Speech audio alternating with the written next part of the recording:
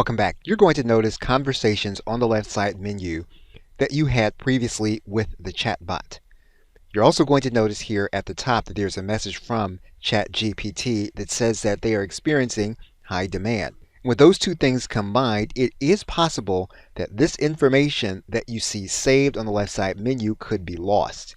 It could be lost due to the high demand. It could be lost due to challenges they may be having on their server. And so you want to make sure that you are saving as you go.